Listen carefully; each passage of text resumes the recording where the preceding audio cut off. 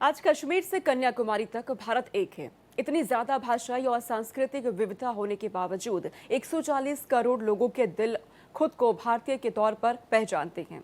लोकतांत्रिक व्यवस्था के तहत दुनिया में कहीं भी इतनी बड़ी आबादी एकता के सूत्र में बंधकर साथ नहीं रहती है। आपको याद दिला दें कि एकता की एक मजबूत बुनियाद को आकार देने वाले थे सरदार वल्लभ भाई पटेल। भारत के पहले उप प्रधानमंत्री और गृह मंत्री को उनकी 150वीं जयंती पर पूरा राष्ट्र नमन कर रखा है। लौह पुरुष को श्रद्धांजलि देते हुए देश भर में भारत पर्व का आगाज हो चुका है। देखिए भारत की एकता के पुरोधा को समर्पित ये रिपोर्ट।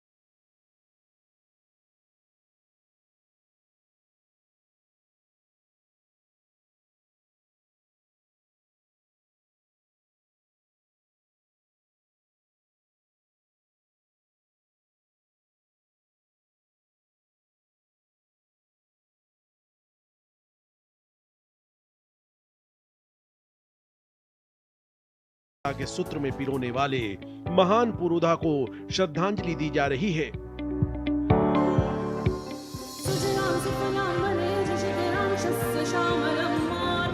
सरदार वल्लभ भाई पटेल केवल स्वतंत्रता सेनानी नहीं थे, बल्कि आजाद भारत के निर्माता, दृढ़ प्रशासक और सच्चे राष्ट्र नायक थे।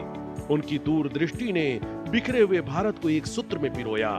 चंद रोज पहले प्रसारित किए गए मन की बात कार्यक्रम में प्रधानमंत्री नरेंद्र मोदी ने असाधारण प्रतिभाओं के धनी सरदार पटेल की देशभक्ति के बारे में बताया।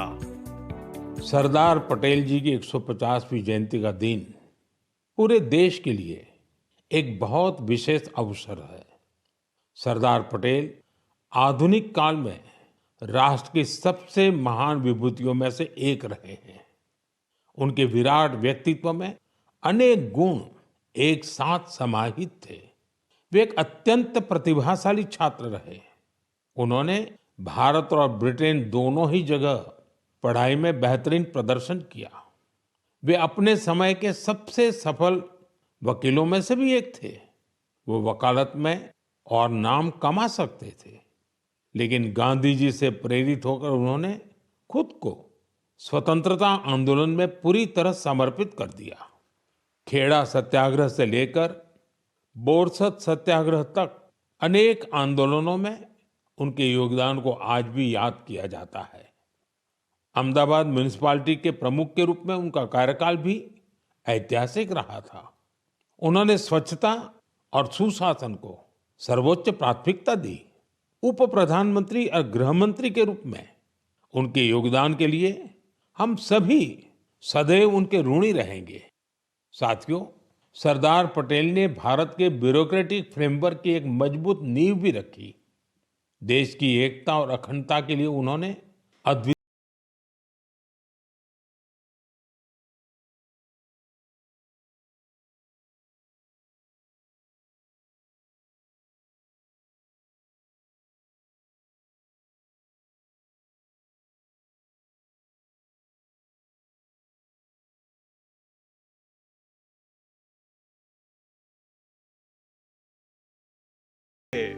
सरदार पटेल साहब का आजादी के बाद देश को एक करने में, आज के भारत के निर्माण में और एक भारत बनाने में कितना बड़ा योगदान है। सरदार पटेल जी की 150वीं जयंती वैसे तो हर 31 अक्टूबर को 2014 से प्रधानमंत्री जी केवड़िया कॉलोनी जाते हैं और सरदार साहब की भव्य प्रतिमा के सामने एक परेड का आयोजन होता है।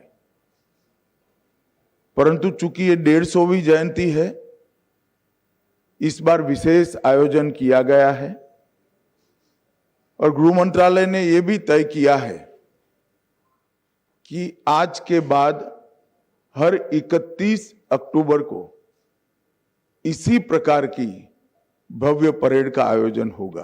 कांग्रेस पर निशाना साधते हुए शाह ने कहा कि कांग्रेस पार्टी ने इस महान नेता के योगदान को भुलाने में कोई कसर नहीं छोड़ी। कांग्रेस ने न तो उनके नाम पर कोई प्रतिमा बनाई, न ही कोई स्मारक स्थापित किया।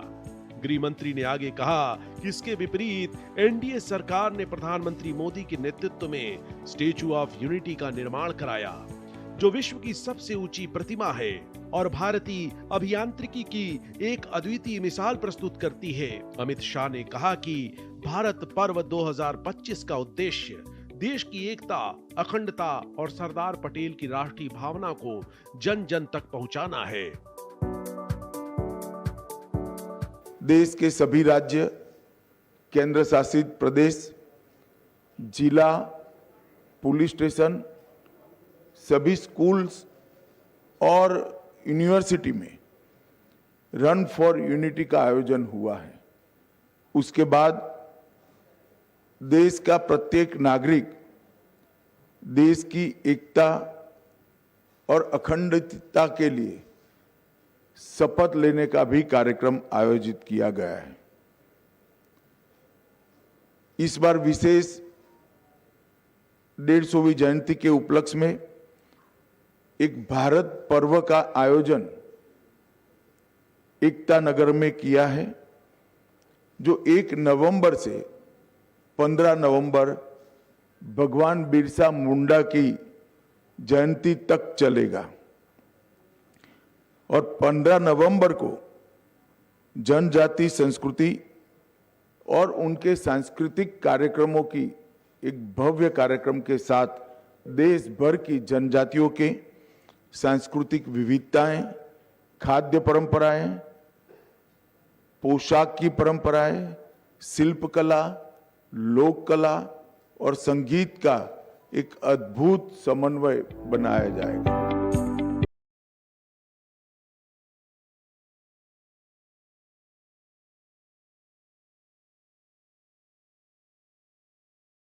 सब जानते हैं, सरदार पटेल हमारे देश के लिए एक व्यक्ति नहीं, एक विचारधारा है, एक पूर्ण देश को समर्पित व्यक्तित्व, जिसने आजादी के आंदोलन में न केवल एक प्रमुख सेनानी के रूप में भूमिका निभाई, गांधी जी के साथ रहकर आजादी के आंदोलन की संगठनात्मक रीढ़ की हड्डी सरदार पटेल बने थे। बारडोली सत्याग्रह 1928 का अंग्रेजों के खिलाफ किसानों के शोषण के लिए किया गया और वहीं से महात्मा ने स्वयं उनको सरदार की उपाधि दी।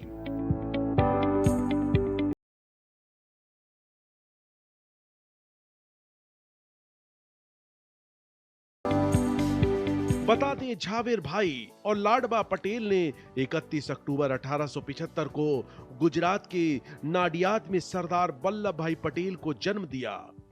वैष्णव परंपरा को मानने वाले पटेल ने पुष्टि मार्ग संप्रदाय से दीक्षा ली थी। 36 वर्ष की आयु में उन्होंने इंग्लैंड की यात्रा की और कड़ी मेहनत के बाद मिडिल टेम्पल से वकालत की पढ़ाई पूरी की। लौटने के बाद पटेल ने जनसेवा में अपना करियर शुरू किया और अहमदाबाद के बैरिस्टर के रूप में प्रसिद्धि प्राप्त की।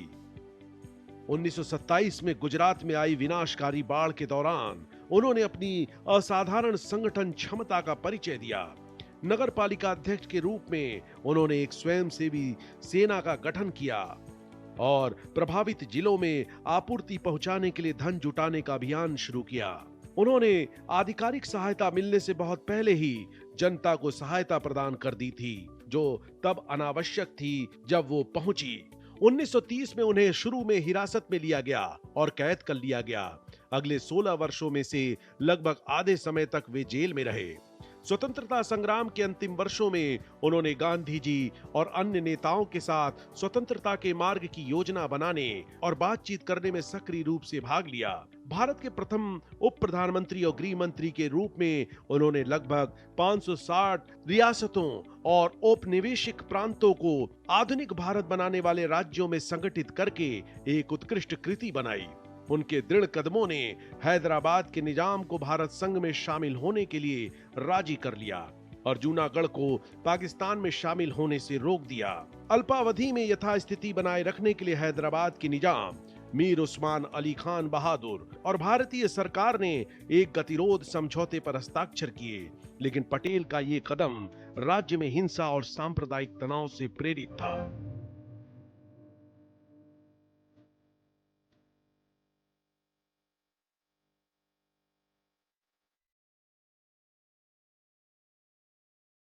ऑपरेशन पोलो के तहत भारतीय सेना हैदराबाद में आगे बढ़ी। 17 सितंबर 1948 को निजाम द्वारा युद्ध विराम की घोषणा के बाद हैदराबाद भारत का हिस्सा बन गया। विलय का इतिहास ऐतिहासिक उपलब्धियों और अनूठी कठिनाइयों दोनों से भरा रहा है। कई बैठकों और चर्चाओं के बाद पाकिस्तान के साथ बेहतर शर्तों पर बातचीत करने के प्रयासों के बाद जोधपुर जून 1947 में भारत में शामिल हो गया। इसके बाद जुलाई 1947 में त्रावणकोर ने घोषणा की कि वो अपनी स्वतंत्रता के अधिकार का प्रयोग करेगा। अंततः पटेल की कूटनीति ने त्रावणकोर के राजा को जीत दिलाई। अन्य राज्यों के शासक जो पहले विलय के मुद्दे पर झिझक रहे थे, इस निर्णय से बहुत प्रभावित हुए। राज्य के नागरिकों के कड़े विरोध के बावजूद जूनागढ़ के नवाब ने पाकिस्तान में शामिल होने का निर्णय लिया। सरदार पटेल के अथक प्रयासों के परिणाम स्वरूप जूनागढ़ अंततः भारत में शामिल हो गया। फरवरी 1948 में हुए एक ऐतिहासिक जनमत संग्रह में जूनागढ़ के अधिकांश निवासियों ने भारत में रहने के पक्ष में मतदान किया।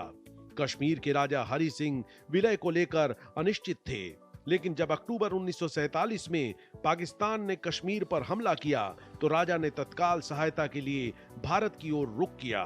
राजा ने सहायता के बदले विलय पत्र पर हस्ताक्षर किए।